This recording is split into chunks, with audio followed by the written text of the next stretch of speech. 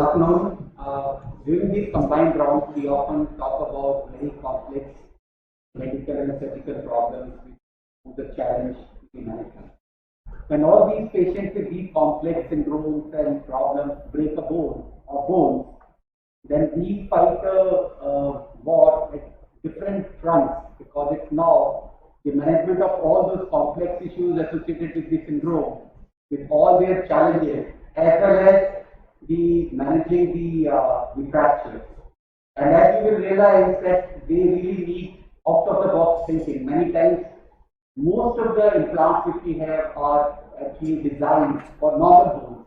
And when you have a bone which is crooked in every possible direction, or the dimensions are odd, that itself becomes a big challenge to address those fractures and to achieve a successful outcome. From the orthopedics division of the trauma center, today we are going to present one such case which will bring to the front the various challenges whenever we get patients with such syndromes, and how close teamwork between the different specialities is required to achieve a good outcome. So I would like to invite Dr. AIIMS to present the case and then discuss. Thank you, sir. So today's topic for this CCR is when small becomes a big change.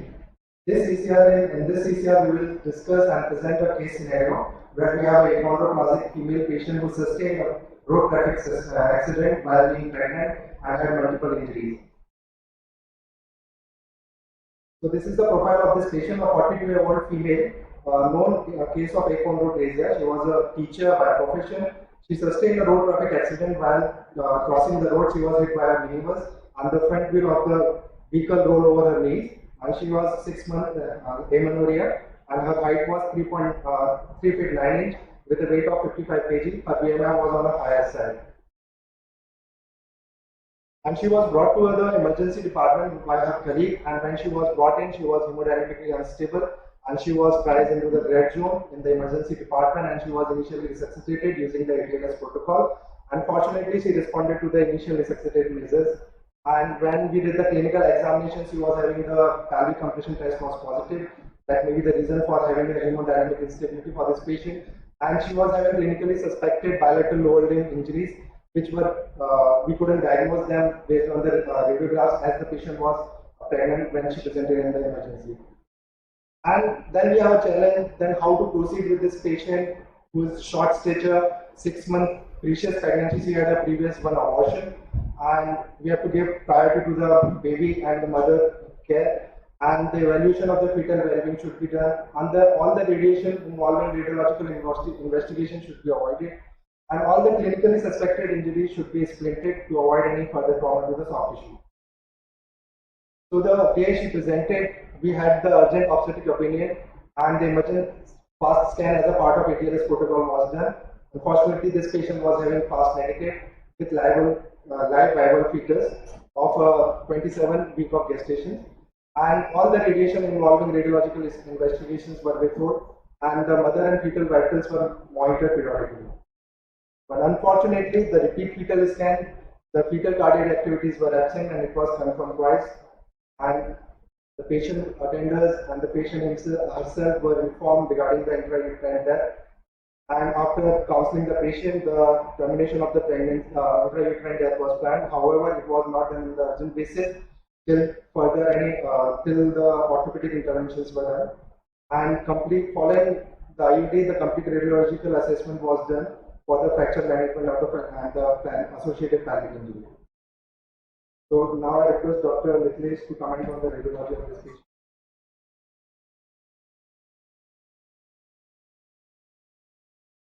So the pelvic X-ray, you can see the posterior and lateral fractures on both sides. The neck of the femur is sharp on both sides, and the iliac crest is rounded. The chest X-ray is essentially normal.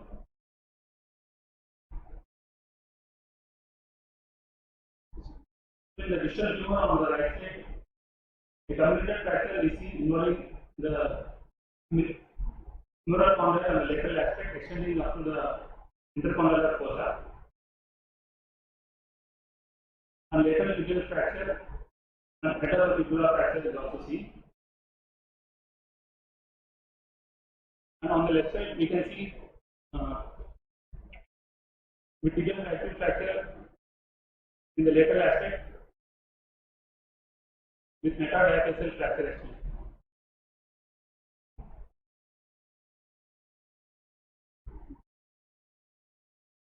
So this is the NCCT image in bone window, and we are here we see the fracture of the lateral tibial condyle with the intercondylar of the extension and lateral tibial fracture and the metatarsicular fracture on the right side. So this is the VRT image is showing the same. And on the left side, we can see the tibial fracture in the lateral aspect. Here the distal aspect of the humerus patella and the tubular head is normal. In the vertebra, we can see the scalloping in the posterior aspect of the vertebra, which is usually seen in the achondroplasia. And since it is a rhizomatic problem, usually it will affect the humerus and femur. Scalloping is essentially normal.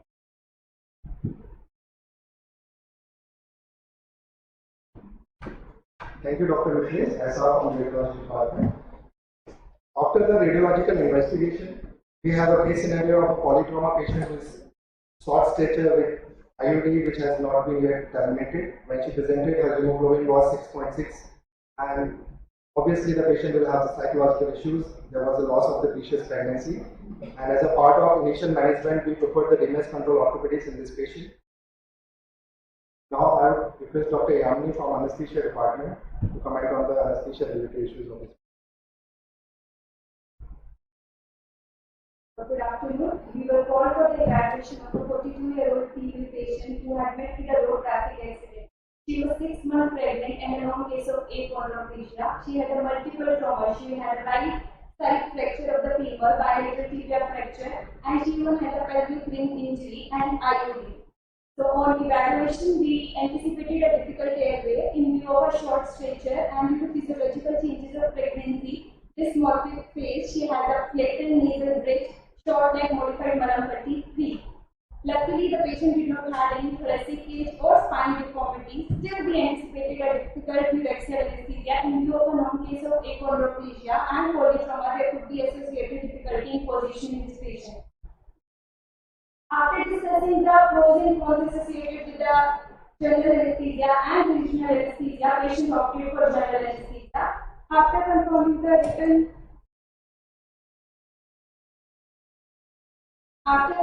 written informed consent, patient was shifted inside the operation theatre room and general anesthesia was last line of anesthesia. Intravenous fentanyl 100 microgram, IV propofol 120 mg was given. Patient was checked for ability to bag mass ventilate. After that, patient was stabilized with muscle relaxant and patient airway was managed with endotracheal tube size 7 mm internal diameter. Anesthesia was maintained with inhalational isoflurane in an air and oxygen mixture. We avoided nitrous oxide as these patients usually have a restricted lung disease and there could be associated pulmonary arterial hypertension. Patient was mechanically ventilated with a low tidal volume because of the restricted lung technology these patients usually have. We should have a look at the respiratory rate and tidal volume of the patient as these can further lead to lung damage. Intraoperatively, IV paracetamol 1 gram and fentanyl according to the hemodynamic response of the patient was used as analgesic. We avoided long-acting opioids as these patients usually have an association of obstructive sleep apnea. Intraoperative period was uneventful. Patient was reversed and extubated and shifted to the recovery room.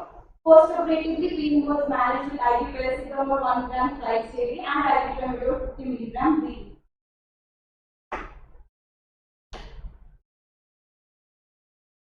Patient requires subsequent anesthetic due to the polytrauma and various procedures which was done was hysterectomy, multiple wound debridement and skin grafting. Our plan of anesthesia was general anesthesia, but in some of the surgery, instead of endotracheal using more invasive airway securing technique like endotracheal tube, we went ahead with second generation supraglottic airway device like AIIMS, and which was successful with our case. And there has been no case report of a use of supraglottic airway device in a patient with achondroplasia. Considering due to anatomical changes, these patients may have a organ system changes, so we should be well aware about the various pathophysiological changes a patient with achondroplasia has. Some of the anesthetic implications are these patients would have a difficulty securing the peripheral intravenous access due to the laxity of the skin, thick and subcutaneous tissues, and flexion deformity. In addition, there could be challenges securing the intrajugular access and subclavian vein due to the associated thoracic dysplasia and abnormalities of the rib cage. These patients usually have a difficulty in mask ventilation as well as difficulty in laryngoscopy due to the large head, large tongue of the patient, mid hyperplasia of the maxilla will be there. These patients have a 50% chance of a cervical instability, and they could have a cervical cord compression during extension while manipulating the airway. Further, this should be kept in mind. We should be prepared with a difficult airway card and with a smaller airway agent, and these patients have a usually fatal narrowing and thickened vocal cord. 40% of the patients with achondroplasia have obstructive sleep apnea, which could lead to pulmonary hypertension and indirectly cardiac involvement.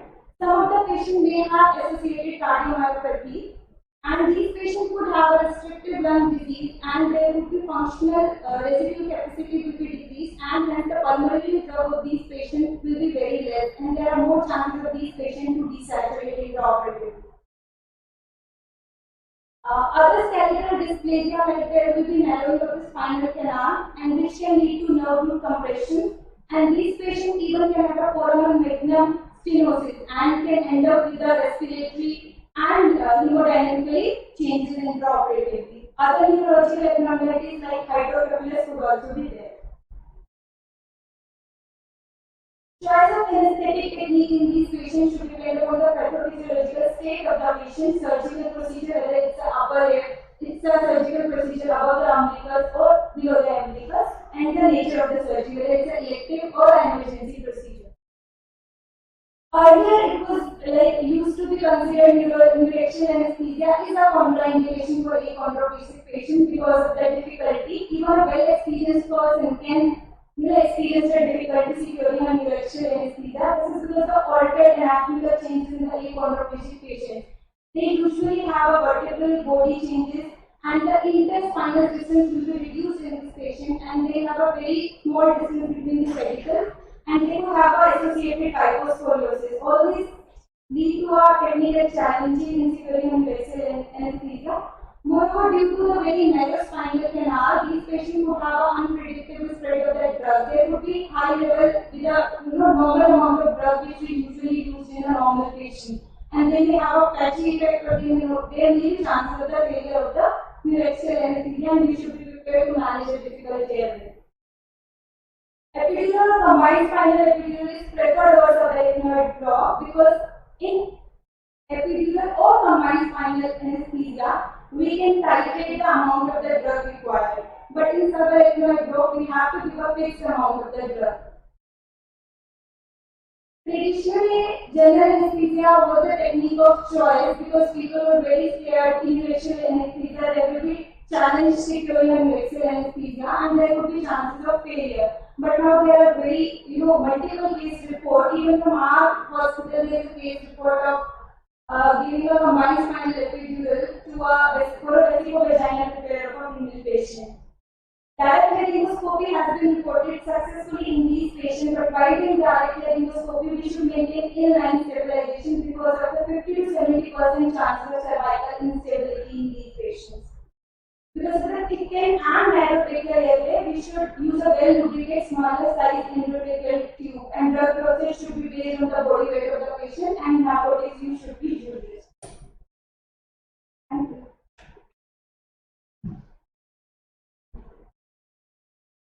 Thank you, Dr. Yami. Now we are left with the orthopedic challenges. So for us to manage this patient, we have generally the patient being short stature, the altered bone morphology. These patients have dysplasia. Their morphology is different from the other patients. And we have a compromise on limited internal fixation implants, as Lucas has rightly pointed out. We have to think out of the box these patients. And our main aim is to give the patient early mobilization and good rehab. And these obese patient, as we pointed out, the patient had a road traffic accident, the front wheel rolled over her knees. She had an internal developing of the soft tissue injuries around the fracture side on the left side, and she was having moral level lesions that side. That was a major concern in the acute management of this patient. So moral level lesions are they are considered to be a nightmare for an orthopedic surgeons, because whatever you put inside, whatever you fix with the implant, they usually get infected, and it's very difficult to manage this patient. We'll discuss how we manage with this patient. And related to the internal fixation, the implants which we are using routinely for the fixation of adult patients cannot be applied to the same this patient with short stature, with dysplastic bone and altered bone morphology. Routinely we are using the locking plates which are having larger diameter and the broad profile of the plates, which are meant for the adult individuals, but the same plates cannot be applied for the dysplastic deformed bones in patients with achondroplasia. So we have to think something out of box, and so far there is no enough literature supporting the fixation methods in achondroplasia patients. Only one case report so far has been published in 2013. They have a relatively simple fracture. There was an isolated middle condyle distal femur fracture that was fixed using the screws, and the patient did well.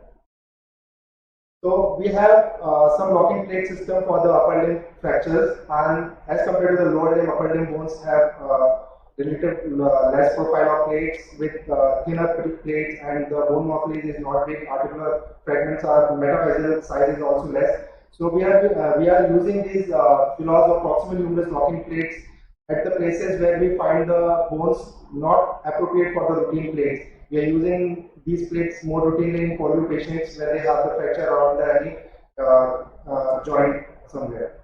So this is the plate which we have used in our patient, and the reason why we have used this plate in this patient, we have templated the same fracture over the other normal side distal femur, and luckily this plate was fitting very well to this fracture personality and the distal femur morphology.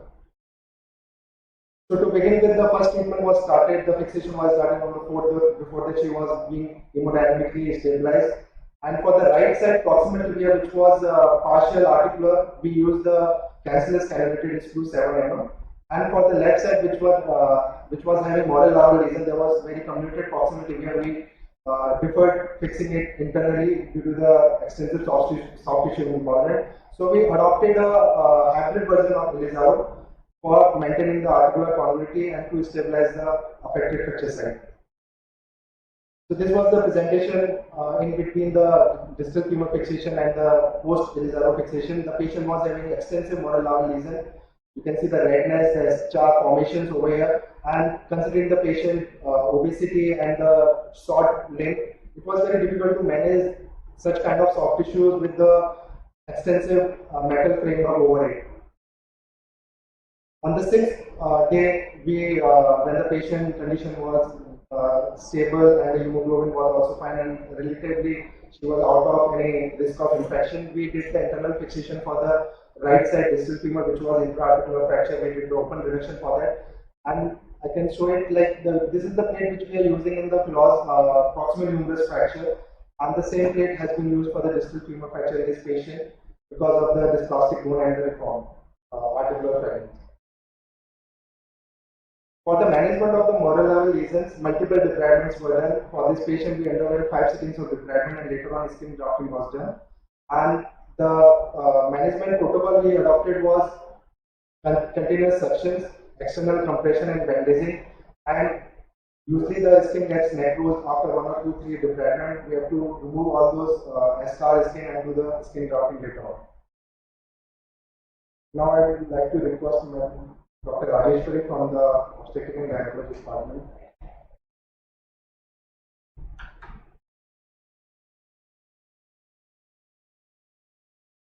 Good afternoon, everyone. So this patient presented at trauma center. She was 42 years old, second gravida, previous one abortion, at 26-week pregnancy, registered with us only, I think, 1 or 2 visits with us, with multiple fracture, and when she was admitted at that time, cardiac activity was present. So, but she was not in stable condition, so we have explained regarding her condition to the her husband, and saying there are high chances of certain IUD due to this stress. Then IUD was detected in further ultrasounds. Now we are in dilemma regarding the mode of delivery. How to deliver this patient? Because in this achondroplastic patient there is complicated pelvis, but she was only 26 weeks pregnant and there is a facilitated IUD. Then in normal, if there are no fractures, then she can deliver which IUD. But with multiple fractures, she was unable to flex her knee and hip joint, and there is not possible protection of the hip, and not possible to do the PD examination for this patient.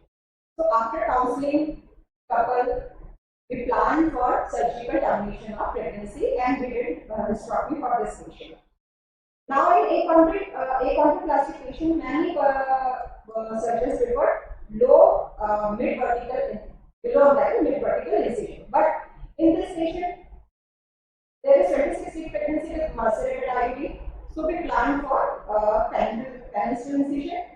But because this is old IUD and she was also anemic and multiple fractures and there are high chances of infection, we have arranged all the IUD of private PPH for this patient and then hysterectomy. And I think there was male baby 1.1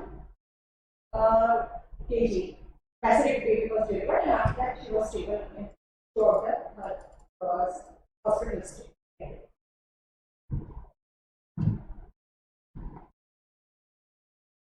Thank you, ma'am. Dr. Rajesh Kumari from Department of Osteology. Now we have a 2-month follow-up this patient. The fractures were doing well. The hybrid fixation was also good. The articular conductivity was also maintained.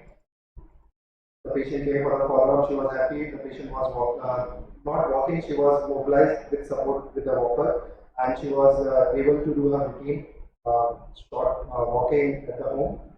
And at 5-month follow-up, we removed like 4-month follow-up, we removed the Elizaro fixator for the patient. The patient was happy. She was actively moving, flexing her knees both the side, and the SSG graft, which was done at the site of Manalawa lesion, was also completely healed. Patient was happy. She was walking with partial support. This is the 8-month follow-up where the fractures looks very perfect. The left side proximal tibial fractures, which are usually fixed with the internal plates, but here for this patient hybrid fixator has worked, and the patient was actively moving her left knee as well as right knee. So far 8 months, everything was going fine. Unfortunately, at 10 months when she came, she had a broken implant with a fracture non-union on the right side where we have used the Philos. We still don't know that there is lack of evidence why this plate broke. Most probably, definitely there was no union. Patient having non-union and wearing weight on the implant, the low-profile implant usually breaks out. There is no enough literature to support the non-union in patients with achondroplasia because there are a number of studies done for the limb lengthening. They have a good callus formation. However, the thickness of the callus may matter, but so far there is no much evidence to support the non-union or bone-related abnormalities leading to the non-union in these patients. So this patient had non-union in this patient, distal right side distal femur with broken implant. So this is another challenge in this short stitch patient, which was giving us more tougher challenges. The patient was having right side distal femur fracture non-union. The compromised bone quality, already we have drilled in a number of holes, so the quality of bones to have a better hole for the next fixation is compromised. Definitely we have done the open reduction, so the soft tissue fibrosis and adhesions will be there. The patient was also not willing for surgery when she presented in the OPD, but she was counseled and assured that she definitely needs a revision surgery, otherwise she won't be able to walk. and there was no enough literature which can support the primary fixation, let alone revision surgery. Like there was always anesthesia related issues were there, and removal of broken implant is also a challenge. And we need a more steady implant. We use relatively low profile plate in this patient from the upper limb internal fixation implants assembly. But here, this time we need something which is very much sturdier as compared to the flaws we have used in the previous surgery. Definitely, this was 8-month non-union. We were thinking, or we thought to do bone grafting, but it was very, she was obese, and the iliac crest also is difficult to harvest in such patients. And definitely, rehabilitation and mobilization is also our concern. So, for the revision surgery, we removed the broken implant, we debrided, we freshened the margins of the fracture site, and this time we opted for anterolateral anatomical plates which are routinely used for the proximal tibial fracture fixations. They are also like broader profile plates, but the advantage with these plates is we have multiple holes in where we can put number of screws which differ from the screw direction we have used in the floss plate. So this plate we thought will work and had definitely found to be an option for this patient. And this was an intraoperative picture. You can see how deep it was, the wound was, the subcutaneous fat. So this second surgery always carry a risk of secondary infection and infection-related non-union and number of complications in such patients related to the early mobilization and rehabilitation. So this is 1 year follow-up post-surgery. The patient is having really good union, the patient having the good callus formation, and the patient, when she came at 1 year follow-up, she is walking without any support. She was so happy. Finally, after a break of 1.5 years, she is walking alone.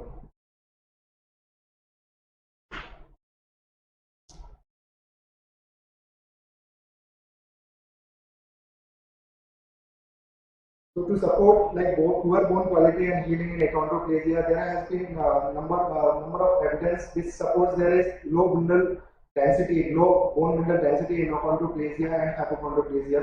Even the whole body segmental analysis of body composition in adult males with achondroplasia using the DEXA scan was done, and they found they may have less bone mineral content and bone mineral density and fat-free mass and more body fat mass. But there are lack of prospective studies or any randomized control studies which say that achondroplasic patients have poor bone healing as compared to the other same gender or same age specific patients. So the use of Philos which we have used in 2018 has been well appreciated and is being used by many of the surgeons abroad also. And this is the recent publication. This was done in 2020 by very renowned trauma surgeons across the world, and they have shown how we can use the proximal humerus locking plates at various sites, at non-anatomical various sites like ankle fractures, proximal femur fractures, distal femur fractures, medial side. So this expands our use of proximal humerus plate at various sites where we have relatively thin bones with dysplastic bony deformity or bony morphology issues.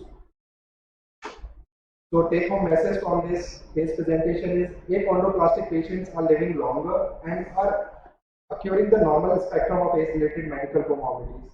And peri-operative management is really challenging. We have discussed so well elaborately by the anesthesia team. Given the specific body habitus of achondroplasia patients, definitely a multidisciplinary approach and collaboration is needed for efficient management. And orthopedic management can be customized depending upon the patient's bone morphology and the available resources. Thank you so much. Professor Vivek and Dr. Summers were the operating surgeons. So if you have any questions related to the patient management, you can ask.